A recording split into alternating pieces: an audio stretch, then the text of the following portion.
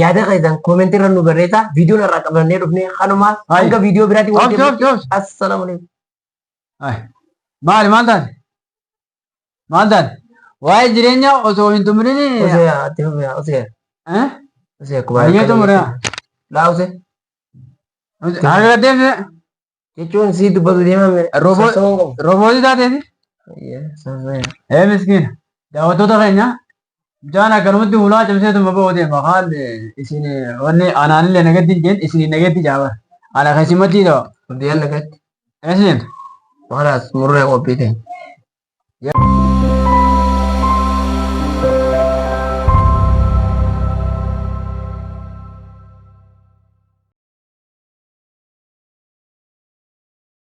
Assalamualaikum warahmatullahi wabarakatuh. Kabajamtoota daawwattoota keenya jirtu isiniin jechaa salaamtaan teenya qabeen irraa hati lagaa fi gaara qaxxaamutee bakka jirtan maratti isin haala qabdu.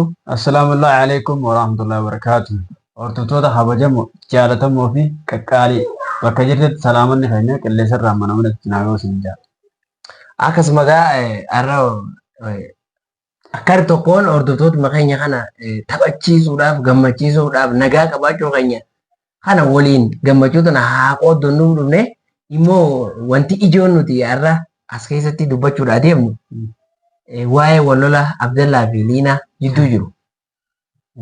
Kana deebinaa jechuun warreen nu qomatanii fi deemta. Egaa itti deebinaa fixanneetuma deemna akkasii ani ni deema. Abdallaa fi Maaretu wallole ammas achi Liinaan achitti deemta. Haa fixadhu. Waa'ee walola Abdallaa fi Liinaa kanarratti gaafii qabdu gabaabsitee akka naa ibsituun barbaade. Naafis ibsita, hordoftootaanis ibsita, abbaa rakkoon sun irra ga'u jirtuufis dhaamsa. Komachuu komatu baatu komiirraa hin daleenu nagaan jiraachuuf gammachuudhaan osoo ni yaada kiyyan ibsanne dura kan itti fufeeti. Gidduudhaan bunaas nu qicaa haaseeti. Waa'ee Abdallaa fi Liinaa jetti. Qoosaa miti baramma. Osaan direen maal jechuudha? Kana akkamitti ibsita waa'ee maa biraan dhaabbanne. Maal ta'an isaan maa jidduu laallee walolu jiran ammas Abdallaan dhalaa biraa gubbaadhaan bitu jira. Tabiraa gubbarraan fuudhu. Meejii irratti argu jirta akkami gaafii naa gootawu. Jechuurree bare ajandaa kana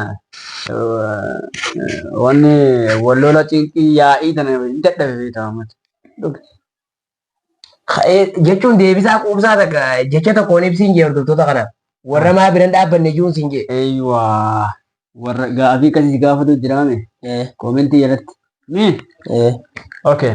Kanarratti ani deebisaan keenya hordoftoota keenyaafis ta'e siifis ta'e akka mataa keenyatti ani akka yaada dhuunfaa keenyatti har'a wanni inni gartee nama wallole kana amatti hin dhaabbanneef nin ciile. Dhugaa dubbachuuf nin ciile wallaahi. Amma dura sababa keetitti gartee siifileelee walitti deebisatti balaan asii fuutee Abdullaa fa'aa biraan na baaftee Yuusufiin akkasii nama meeqarraan hatta anallee hamaa na godhan jechuudha. Si galee har'a alhamdulillah sun hundi nurraa dhaabbattee nurraa cittee nurraa gartee wanni hundi adda galteemi.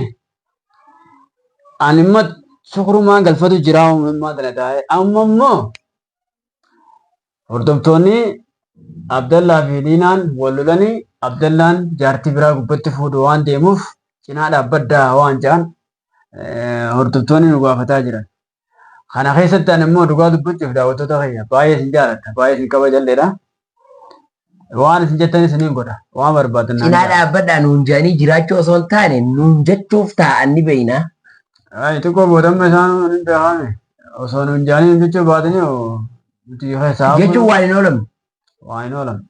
Garuu alaa kulli haal dursinee immoo beekuu qabna waan nuun jedhamu ta'u. Akka hin jenne akka nuun hin jenne nuti Ramadaanas deemu jira.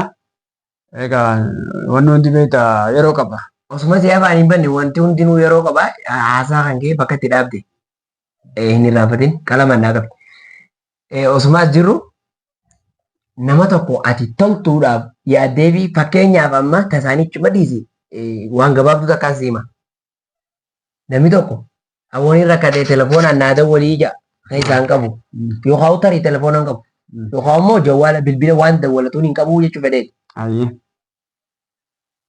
Naa bilbila keessirraa fudhatee lakkoofsa irra dawwalatu deemu san si kannee dawwalata. Jechuun nin dawwaladha jeessirraa fuudha. Ati nama hojii tokko hayyee dalagaatuma hoo dawwaladhu hin jettaan. Yaani gartee. Inni dawwalatuufi miti. Oromoo mateetiin baadhaa abbaa fedhe haa ta'u.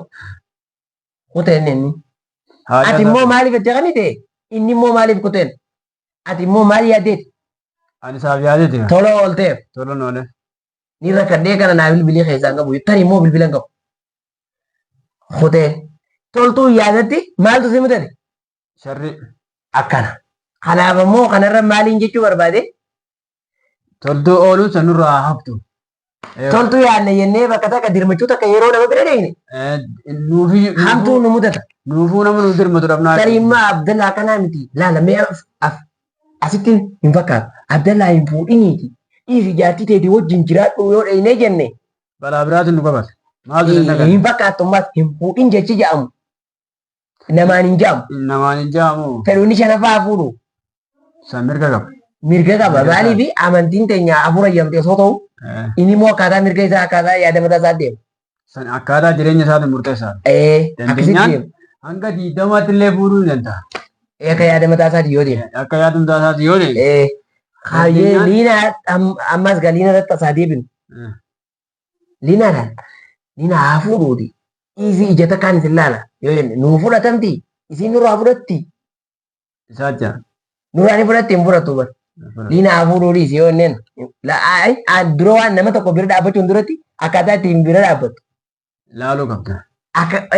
Waan siraa barbaachisu san deeyitee diibara qab deemtee nama bira dhaabbatu. Amma fakkeenyaaf ati Abdallaadhaan deettee liina tasgabbaa'ee akkanaati fuudhuu waanuma jiru haa fuudhu hundaan kun eega jaalatee fuudhe rakkoo hin qabu. Achi booda maaltu sittaa? Asumtinuu abbaa biraa taata. Isiniin garagaluu jira. Abdallaadhaan immoo boon fuudhinii. Michoota naa hojii fide. Haara kashee qabdan ta'a waan hin jira hunda gaddiidee daganaa maal gooti? Abbaa balaatiin gooti daganaa. Dawaa isheen ni deebiti, nama isheen ni ijaarti, daganaa gaara si falti, ani ganaa si jecha eegee qabadhee ganaa gandarra galtee maama gartanii, wallaahi tun dhuguma waan as deemu jiru. Yoo dursinee akkatti firaan dubbatin hin danda'amu. Kanaafuu jecha tokkoon hordoftoota ammaa jetta jecha tokkoon inni dhaabbadhu jecha tokko gabaasitee yeroo ibsitu. Hin dhaabbadhu ani nageenya fayyaafu keessan seenu abbaan barbaade naa achitti akka barbaade wal haa godhu. Tana bootaan nama biraatii miti. Leelloo fi Mahammad akka fedhan osoo guyyarraa miila warraa cirane mana kana iddoon seenoon yoo nageenya qabaatin. Sigalee saniifuu maaliif balaan isaanirraa na dhuftee nama meeqaa wajjin ol na barsiifte miskiin ija nagaan ta'aa wajjin dalagaa irraa baaftee kun waan garratti amma dalagaa isaan naaf fide naaf fide. Kanaafuu ani jiinetiin jira daawwattoota kiyya yoo hawaan akkanaa yaadaaf qabdan taate reetiin garuu dirmannaa yookaan gartee na cinaa dhaabbaddaa yookaan ijoollee sin cinaa dhaabbaddaa warroota hedduu jira beeka isaan qofaa miti magaalaa tana keessa warroonni gartee isinitti dhiyaata maaliif ittiin dirmanne maaliif ittiin dirmanne saahiban keessan ture immoo isaan kun akkamii saahibummaan bakka fuudhaa kan hin aboo saahibummaan bar bakka amma gaafaan nin fuudhaa footii hafidi biraan dhaabbadda jee dhaqinaan mana keessaa na jallatti alaan natti jallatti. Hidhamee gaafsan barate nu biraa nutti dirmachuun dhufne hidhamee gaaf meeqa bakka biratti liinaan na awwaalte ture. Ati bar muddanaatti xiqqoo xiqqoo himachuu jirta teenya bar himuun taatu numa dhiifna. Numa dhiifna. Maama keenya amma dhugaa dubbachuudha. Soomanaas deemu jiraame wanti hundinuu yeroo qabdi. Waan hundaa'u yeroo isaarratti ittiin hojjechu yeroo amma yeroo hojiitii fi yeroo gartee rabbii ofii itti araarfatan. Rabbiin gartee yeroo kanatti araarama na gaafadhaan jenna. Yeroo hundaa'u na gaafadhaa jee waan ta'eef. Teemmoo garuu soomanni kuni amatana baadiyyaa kan qaaliiti. Baadiin tun baadiyyaa kabajamtu baadiyyaa kan qaaliiti. Baadii tana soomanni kun nama hundarraan qeebalu yoo dhugaa dubbanne. Siga'ee soomanni kun nama hundarraan qeebalu. Dura kanatti qulqullootee arfattee waan hunda toobattee yoo badii asirraatti badii san dhiiftee akkasitti gartee soomana san namni kun uffata haaraa yoo bitate beeka qaama dhiqatu malee haatuun akkasii bara. Soomana kanaaf akkasitti qophii irra jiru nuti. balaa fi cinqiidhaan gartee wanniidhaan soomanaan gartee wanni jennu dhugaa dubbachuuf ani amma daawwattoota keenya osoo sooman illee hin beekne waanuma kana viidiyoo mana dalaguun irraa haftu malee inuma abbaa fedha cinaan dhaabbadha. Antanuma siidhaaf.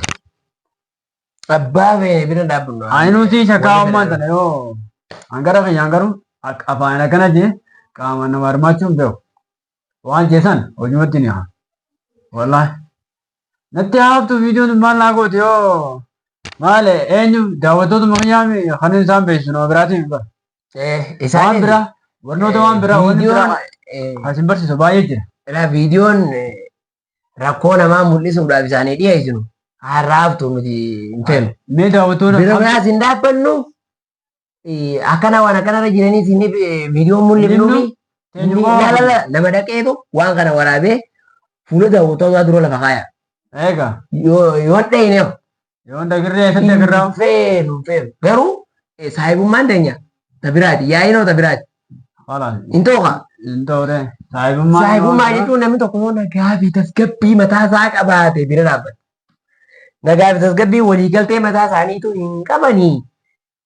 Nama ammaatiif hoggaa dirmattee badiis irra jira.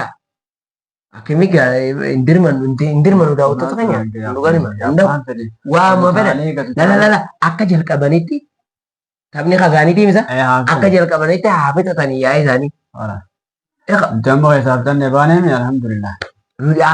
Yeroo takka ammas jiddumaan haala jiruu fi jireenya keenya egaa yaa'ii dhiibnee maal fakkaata ibsuu dandeessaa? Haala jiruu fi jireenya keenyaa kana ati maatii qabda. Asi ani immoo nama maatii hin qabnedha. Biyyaa malee. Jechuun waa'ee yaa'ii irratti hin baane. Yaa'ii bira kunneen jireenya keenyatti na gaafatte. Yaa'ii dhaabbattee garuu hangam tokko tola waan jiruun si gaafadhe fakkeenyaaf. Baay'ee namatti tola. Tasgabbii fi nagaa raahaa qalbii. Akkasuma gartee namoonni baay'eenis si jaalatee si dawwala. Namoonni baay'eenis bakka si bira dhufeetis wajjin bashannanee maal jaa.